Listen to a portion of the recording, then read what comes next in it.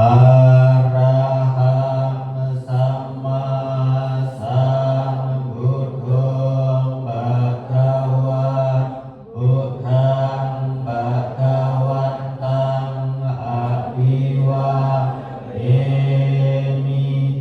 Namo Buddhaya.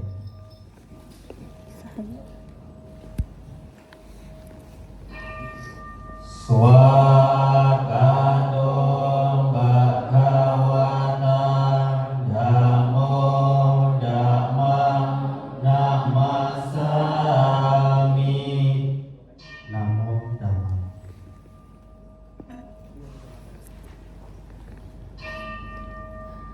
Supatipanno Bhagavato Sawaka Sangho Sanghang Namami.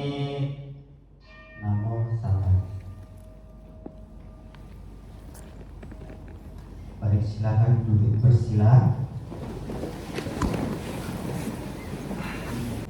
Aradhana, Visarana, dan Pancasila. Okasa ahang bante tisaranena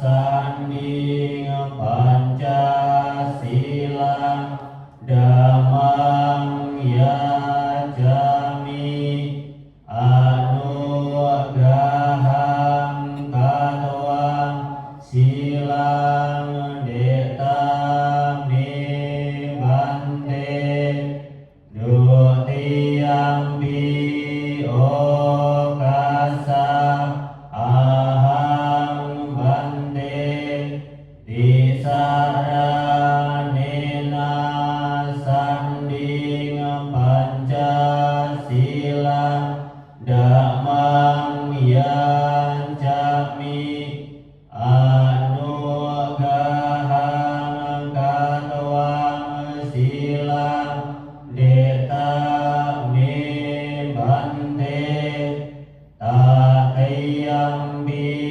okasa ahang bante tisaranena sanding Pancasila damang yajami anugahang katwang silang detami bante. Yamahang wandamitang wadeta Amang bante. Namo Sanghya Tiga Budaya. Namo Sangyang Adi Budaya. Namo Sangyang Adi Budaya. Namo Sangyang Adi Budaya. Namo Tassa Bhagavato Arahato Sama Sambuddhassa. Namo tassa bhagavato arahato sama sambuddhassa.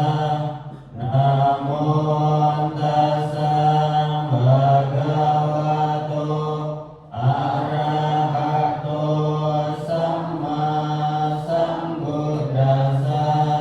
Namo tassa bhagavato arahato sama sambuddhassa. Namo Sabbaya Bodhisattvaya Mahasattvaya.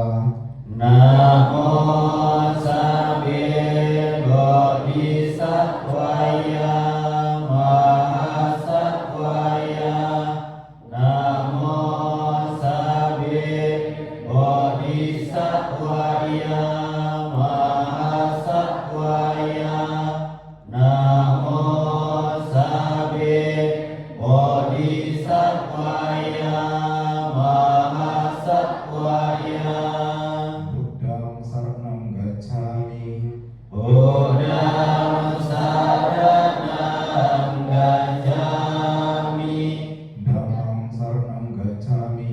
Dhammam saranang gacchami. Sanghang saranang gacchami. Sangham saranang gacchami. Dutiyampi buddhang saranang gacchami. Dutiyampi buddhang saranang gacchami. Dutiyampi dhammang saranang gacchami. Dutiyampi dhammam saranang gacchami. Dutiyampi sanghang saranang gacchami. Dutiyampi sangham saranang gacchami. Tatiyampi buddhang saranang gacchami. Tatiyampi buddhang saranang gacchami. Tatiyampi dhammang saranang gacchami. Tatiyampi dhammam saranang gacchami. Tatiyampi sanghang saranang gacchami. Tatiyampi sangham saranang gacchami. Saranang gamanang paripunang. Amabhante. Anatipata wirahati sikapadang samadhiyami. Anatipata wiramani sikapadang samadhiyami. Adinna dana wirahati sikapadang samadhiyami. Adinna dana wiramani sikapadang samadhiyami. Kami sumicacara wirahati sikapadang samadhiyami. Kami sumicacara wiramani sikapadang samadhiyami. Musawada wirahati sikapadang samadhiyami. Musawada wiramani sikapadang samadhiyami. Suraneraya majapamadatana wirahati sikapadang samadhiyami. Surameraya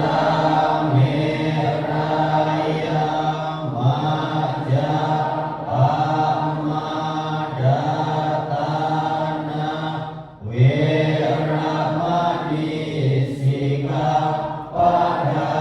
samadhiyami.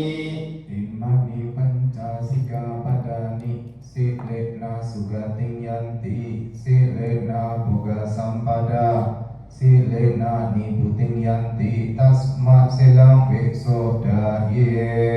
Amabhante. Sadu, sadu, sadu. Setelah kita memohon tuntunan Kisarana dan Pancasila kepada Ibu Sangha, marilah kita bersama-sama mempersiapkan diri melalui pikiran, ucapan, dan tindakan melalui batin yang bersih untuk bersama-sama melaksanakan meditasi pengembangan cita kasih. Meditasi pengembangan cita kasih akan dipimpin oleh Yang Mulia Ibu Sangha. Pada Yang Mulia, saya persilakan.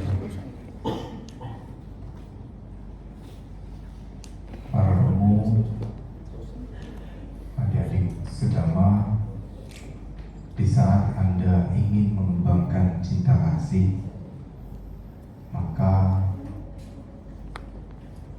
Anda harus merasakan terlebih dahulu bagaimana Anda disayang oleh orang tua, bagaimana Anda disayang oleh keluarga, siapapun. Di saat Anda merasakan kasih itu, maka Anda baru bisa kembangkan kepada semua makhluk. Baik kepada siapa Anda sayang, bisa jadi juga balik kepada orang tua, balik kepada saudara, balik mungkin ada seseorang yang dispesialkan. Kalau seandainya timbul pikiran yang tidak menyenangkan, maka Anda usahakan menyadari setiap pikiran yang muncul. Apapun yang muncul di dalam pikiran Anda harus sadar. Di saat Anda sadar setiap pikiran yang berkembang atau yang berkelana, maka itu adalah meditasi. Ya.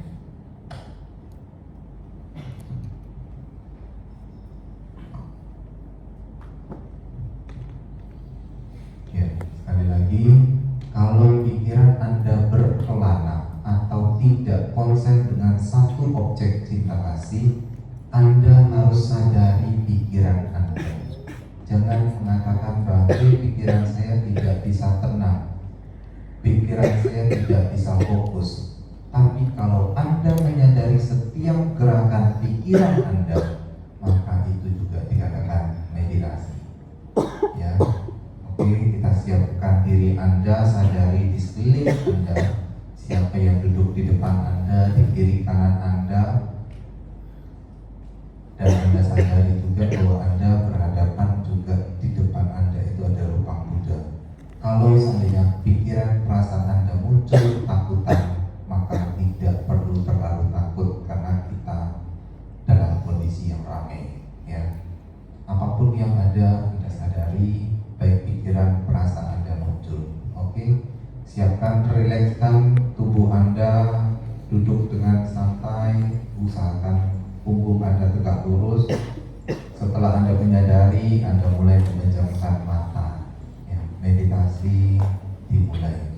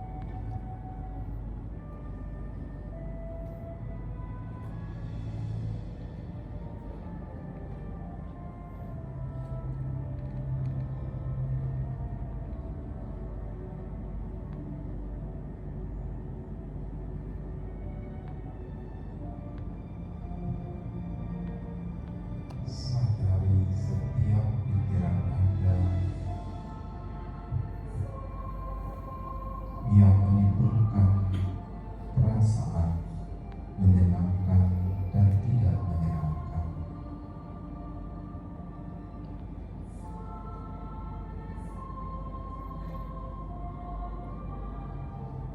Sadari setiap makhluk yang hidup memiliki orang tua, ayah, dan ibu.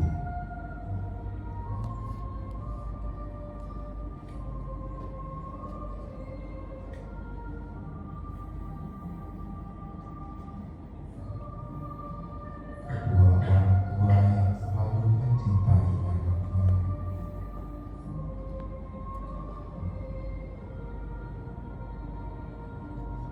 Dengan perasaan cinta kasih dan kasih sayang yang telah diberikan kepada anak-anaknya,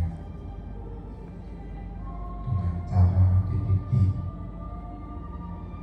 diasuh, dijaga kesehatan hingga dewasa.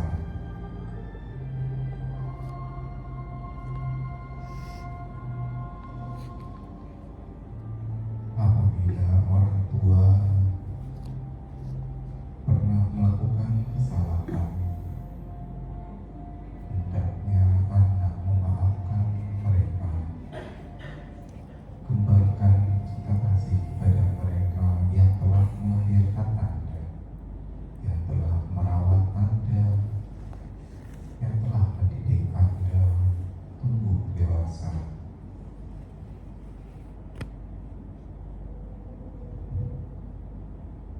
Rasakan di dalam batin Anda sifat cinta kasih dan kasih sayang yang Anda miliki dikembangkan kepada kedua orang tua.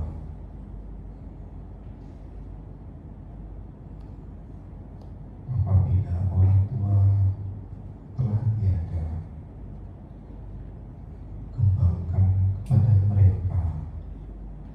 Semoga mereka mendapatkan kondisi alam yang bahagia.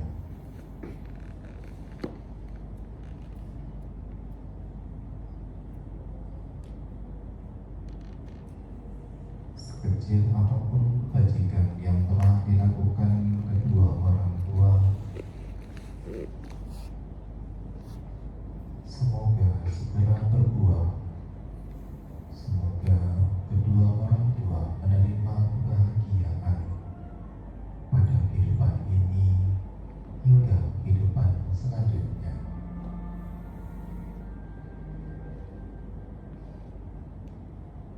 Dan semoga sanak famili yang telah meninggal turut berbahagia dengan kebajikan yang telah dilakukan. Semoga semua makhluk, baik yang terlihat maupun tidak terlihat, baik yang jauh maupun yang dekat, baik yang besar maupun yang kecil, semua mendapatkan kebahagiaan yang sama sesuai dengan karma baik yang telah dilakukan semasa hidup. Sabi sata awirahuntu sukajiwino, sabi sata bawantu sukitata. Meditasi selesai. Sadu, sadu, sadu.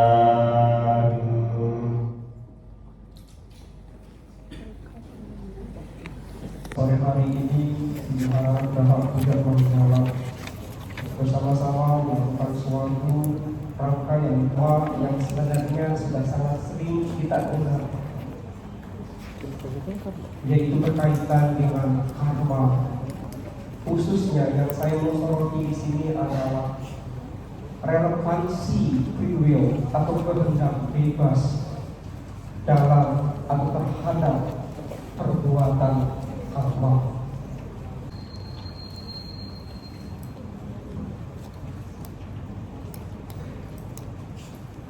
Kehendak bebas dan bagian yang tidak terpisahkan dalam kehidupan kita dan setiap perbuatan khusus. Paham dari sini? Jadi konsep Tuhan. Selanjutnya bukan hanya itu. Tuhan Brahman ini atau Atman ini adalah sumber dari segala sesuatu, termasuk karma. Di dalam pandangan Upanishad, karma adalah perbuatan yang ditugaskan kepada manusia. Jadi bagi mereka, menurut mereka, kita ini diberi tugas oleh Tuhan. Untuk apa? Menjalankan perintahnya dan menjauhi segala larangannya. Ini konsep Tuhan Upanishad sudah ada. Jadi Anda dilahirkan, tercipta ke dunia ini menurut pandangan mereka semata-mata hanya untuk melaksanakan tugas dari Tuhan. Itu melaksanakan dharma kewajiban. Dan jangan tanya uangnya. Kalau tugas diberikan oleh Tuhan, oleh Yang Maha Kuasa, maka jangan tanya uang. Ini menurut konsep mereka. Ya. Jika tugas, kewajiban diberikan Tuhan adalah dharma itu diberikan oleh Tuhan, maka pahala atau akibat dari perbuatan karma itu adalah anugerah. Jadi singkat kata, Tuhan mentakdirkan karma Anda.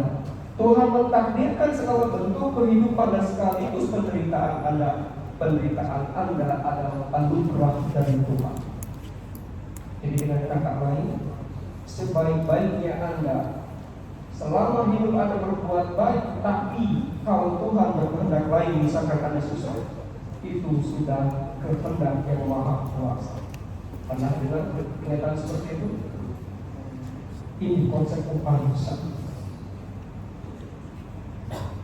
Sehingga sangat jelas dikatakan di dalam Svetas Batara Upanishad, saya mengutip dari salah satu Upanishad, sangat jelas dikatakan Yang Maha Tunggal tersembunyi dalam semua makhluk, meresapi segala yang sang Atma dari semua makhluk, yang mentakdirkan semua perbuatan. Ini sudah jelas, Tuhan mentakdirkan semua perbuatan umat manusia. Ditambah dilengkapi dengan pernyataan di dalam Bhagavad kita melihat juga dikatakan di sini, Mahale sukada canam makar mahale hidurubur mati syanggu telar karmani. Jangan menganggap dirimu penyebab hasil perbuatanmu, dan jangan terikat pada kebiasaan tidak melakukan kewajiban. Kalau kita lihat lagi di atas kalimatnya, engkau berhak melakukan tugas kewajibanmu yang telah ditetapkan, tetapi engkau tidak berhak atas hasil perbuatanmu. Sudah jelas. Jadi Anda lahir dinyatakan manusia adalah karena kehendak bebasnya sendiri, karena pilihannya sendiri. Dia mau jahat, mau baik, kehendaknya sendiri. Tetapi apa yang terjadi dalam kehidupannya semata-mata hasil dari karma lampau. Anda menderita, Anda bahagia saat ini, menurut mereka itu adalah takdir karma Anda di masa lalu. Jadi karma adalah penyebab utama sekaligus sumber utama. Jadi sumber utama itu bukan Tuhan, tapi sumber karma disebabkan oleh karma. Nanti kita lihat apakah benar punya pandangan seperti itu. Jadi khusus kita akan soroti satu-satu dalam pandangan agama-agama itu. Ya, cukup. Kemudian sumber yang dinyatakan untuk melengkapi pernyataan itu sangat jelas. Jadi hampir mirip di dalam pandangan agama Buddha bagaimana karma itu dan termasuk kelahiran kembali semua disebabkan oleh apa? Oleh delusi. Ini menjadi tidak bisa kita pungkiri. Ajaran Jainisme dan ajaran Buddhisme itu banyak sekali kemiripan. Tapi dalam menjelaskan hukum karma itu Buddha sangat jelas, dan kita akan lihat bagaimana pandangan Buddha. Menurut pandangan Jainisme, Jaina cinta dan benci disebabkan oleh karma, dan mereka mengatakan bahwa karma memiliki asal mulanya dalam delusi. Jadi cinta dan benci Anda bahagia penderitaannya Anda, apapun yang yang Anda alami dalam kehidupan ini semuanya disebabkan oleh karma. Jadi kalau umat Buddha selalu mengatakan ini karma lampau, ini karma lampau saya, karma lampau saya, karma lampau saya, dia terpengaruh oleh ajaran mencari bisnis. Ini semuanya pokoknya karena karma lampau. Pandangan ketiga adalah pandangan dari materialis.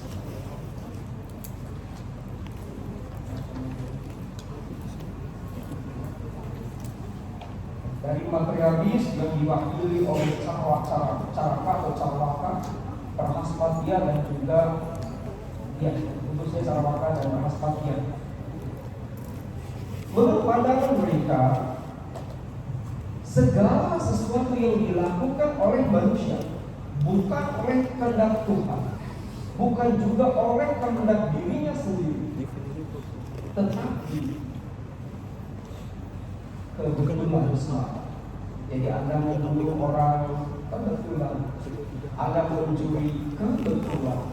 Tanpa sebab, tanpa kondisi.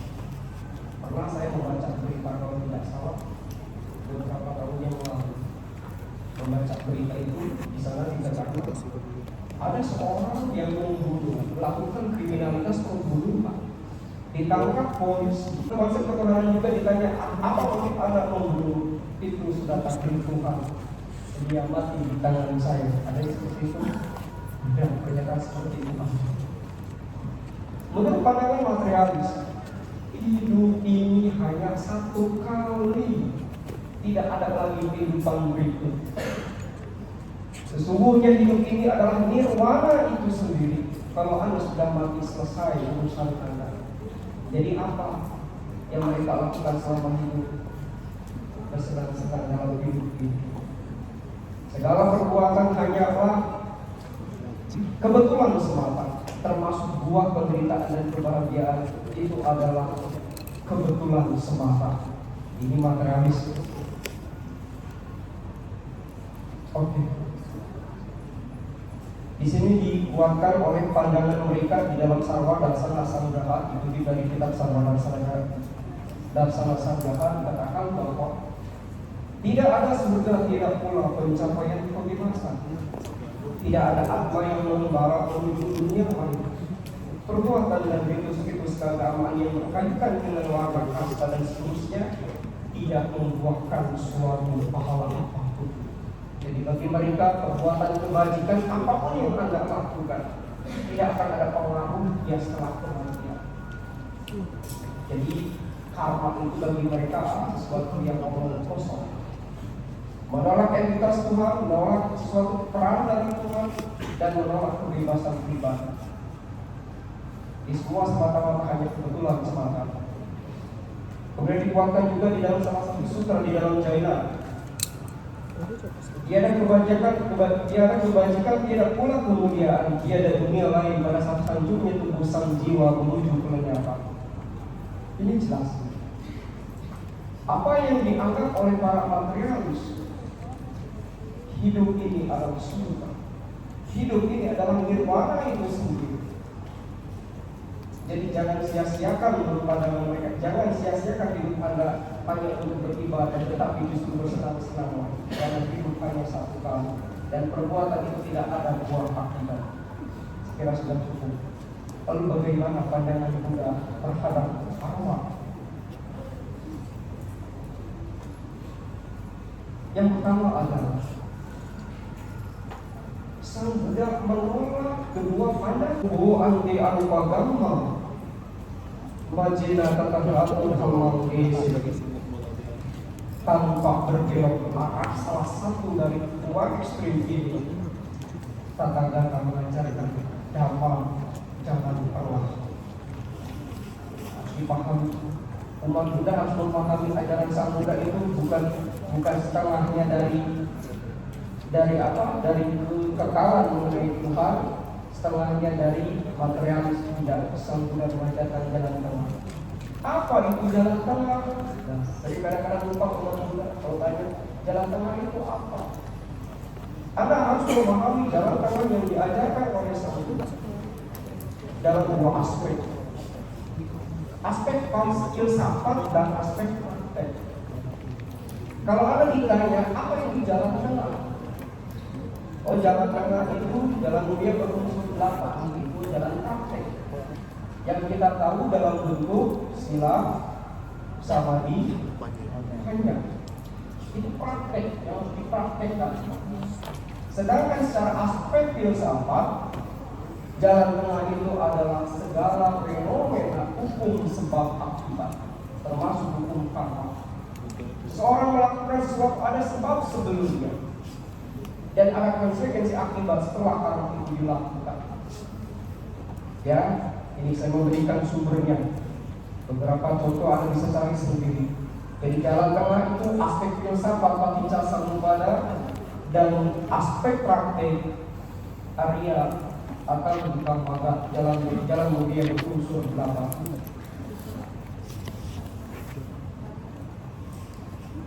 Kemudian apa selanjutnya pandangan Buddha mengenai karma?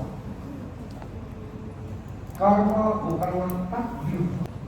Setiap perbuatan bagi sang Buddha dianggap layak untuk dilakukan apabila Anda melihat beberapa kriteria seperti berikut.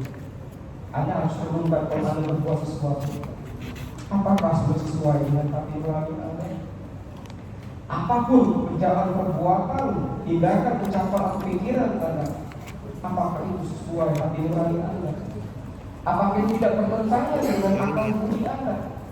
Karena sesungguhnya hati nurani itu paling bersih.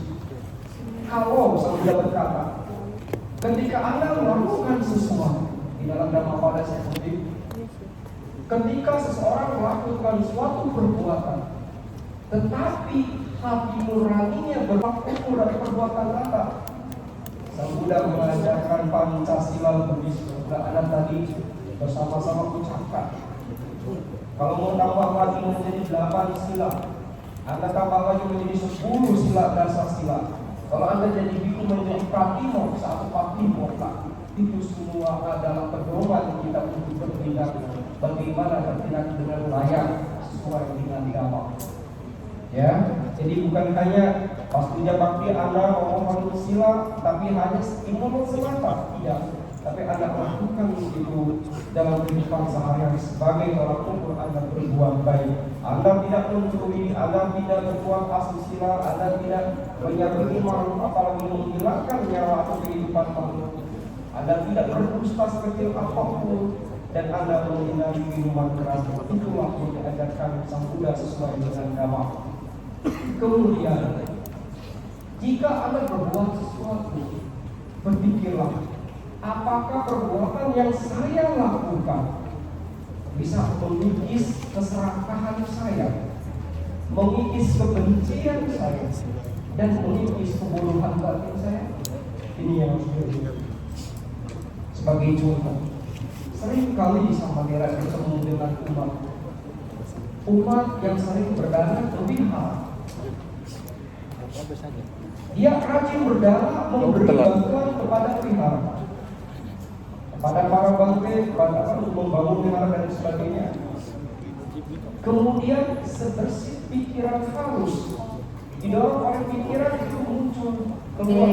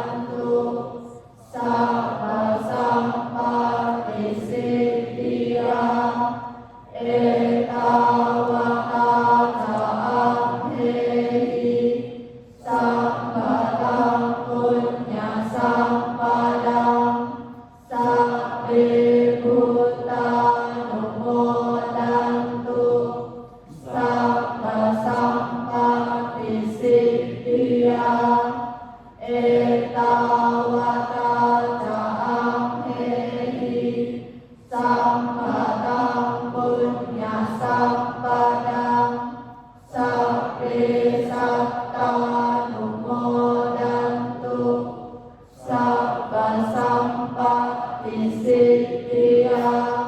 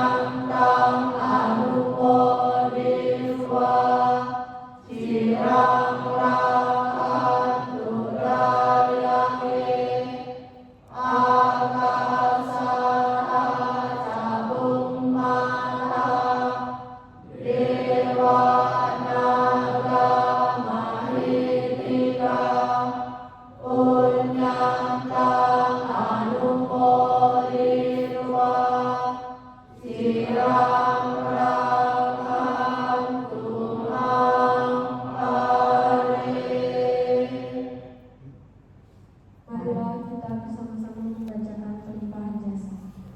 Semoga para dewa turut bersukacita atas timbunan kebajikan yang telah kami capai dan timbun sebanyak ini, demi keberuntungan dan keberhasilan. Semoga para makhluk halus turut bersukacita atas timbunan kebajikan yang telah kami capai dan timbun sebanyak ini, demi keberuntungan dan keberhasilan. Semoga semua makhluk hidup turut bersukacita atas timbunan kebajikan yang telah kami capai dan timbun sebanyak ini, demi keberuntungan dan keberhasilan. Para dewa yang bersemayam di angkasa dan di bumi, juga para naga, mereka yang perkasa, setelah turut bersukacita atas jasa ini, semoga memelihara ketentraman dunia. Para dewa yang bersemayam di angkasa dan di bumi, juga para naga, mereka yang perkasa, setelah turut bersukacita atas jasa ini, semoga melindungi negeri Indonesia ini. Semoga lindungan jasa ini melimpah pada sanak keluarga. Semoga sanak keluarga berbahagia. Semoga lindungan jasa ini melimpah pada sanak keluarga. Semoga sanak keluarga berbahagia. Semoga lindungan jasa ini melimpah pada sanak keluarga. Semoga sanak keluarga berbahagia. Semoga hujan turun menurut waktunya. Semoga tanaman tumbuh dengan subur. Semoga dunia menjadi makmur. Dan semoga pemerintah bertindak benar. Para dewa yang bersemayam di angkasa dan di bumi, juga para naga, mereka yang perkasa, setelah turut bersukacita atas jasa ini, semoga selalu melindungi ajaran. Para dewa yang bersemayam di angkasa dan di bumi, juga para naga, mereka yang perkasa, setelah turut bersukacita atas jasa ini, semoga selalu melindungi pembabaran agama. Para dewa yang bersemayam di angkasa dan di bumi, juga para naga, mereka yang perkasa, setelah turut bersukacita atas jasa ini, semoga selalu melindungi wihara Udaha Buddha Manggala ini. Para dewa yang bersemayam di angkasa dan di bumi, juga para naga, mereka yang perkasa, setelah turut bersukacita atas jasa ini, semoga selalu